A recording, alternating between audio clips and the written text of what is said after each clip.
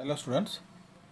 In this discussion we shall look at the measurement of solar irradiance, that is pyranometer actually we'll see, which measures the global solar irradiance.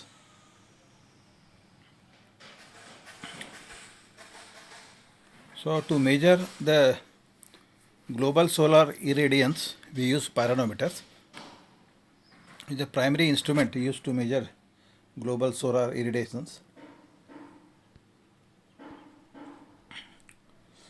So when we speak of global solar irradiation means the sun energy coming from all direction in the hemisphere above the plane of the instrument. This is also a portable instrument actually. So this instrument will measure both the beam radiation which comes directly as well as diffuse radiation, and that is why it is called global solar irradiance. The most common pyranometer design uses a thermopile. You can see the pyranometer. This is the sketch actually of the pyranometer. You have got a left side top sun, then this is a hemispherical glass cover is there. In the center you have got a black absorbing surface which is connected to cables, and that is the ambient temperature compensation, and ultimately you have electrical readout, and below the black absorbing surface you have insulation. So this measures both direct radiation, that is beam radiation, as well as diffuse radiation.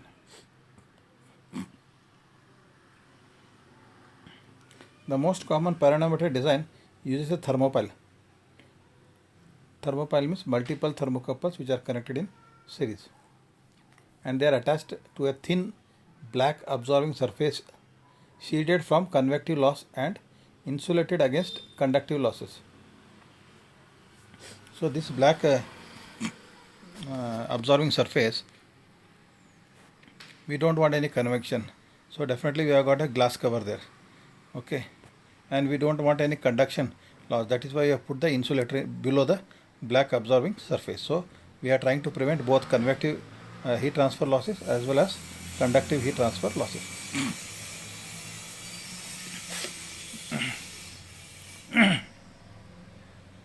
When placed in the sun, the surface attains a temperature proportional to the amount of radiant energy falling on it. The temperature is measured and converted through accurate calibration into a readout of the global solar irradiance falling on the absorbing surface. A properly designed instrument measures radiation in all the solar wavelengths, and its response to direct radiation should be proportional to the cosine of the angle between the sun and the line normal to the pyranometer observer surface.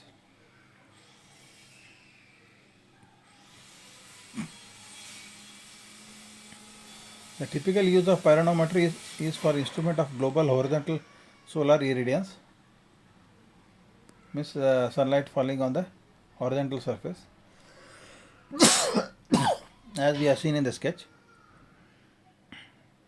So for this purpose, it is the instrument pyranometer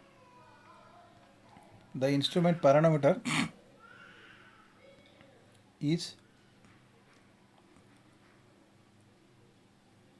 placed in the horizontal orientation and is sufficiently high above the surroundings so that it has clear hemispheric view to the entire sky with no shading or reflecting trees or buildings within its field of view. So like we keep it on the rooftop of some high-rise building, so that there is no shade of any tree or any reflection from any other adjoining buildings. So for the horizontally oriented pyranometer, the direct normal solar irradiance is reduced by the cosine of the angle of incidence, which in this case is a solar zenith angle. The measured global horizontal solar irradiance is IH, that is a irradiance total horizontal, IH, okay. I stands for irradiation and H stands for here horizontal, is equal to IBN cos theta plus IDH, This units is watts per meter square, where I, B and represents the irradiance coming directly from the sun's disk. Okay, directly which is coming now, that is beam radiation.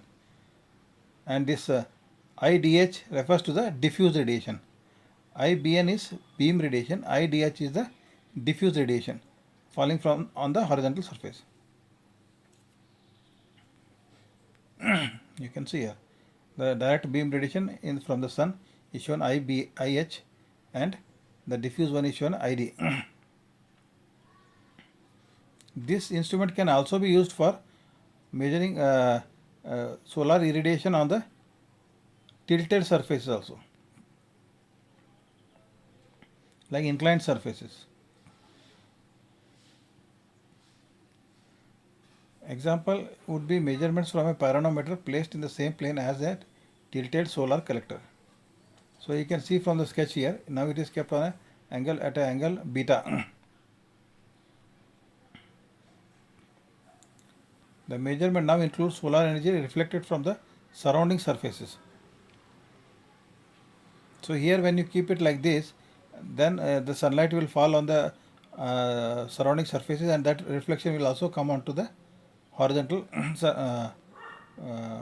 this pyranometer.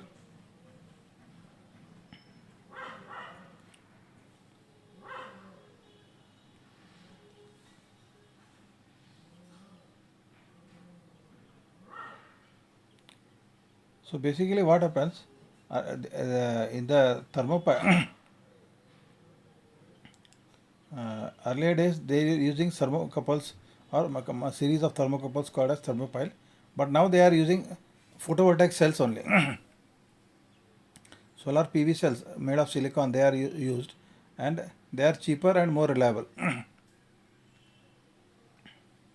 So the short circuit current produced by these photovoltaic cells is proportional to the intensity of radiation striking the surface. Also, the rate of response of this current to changes in the solar intensity is rapid. Solar photovoltaic, they are like real time response, so immediately they will respond.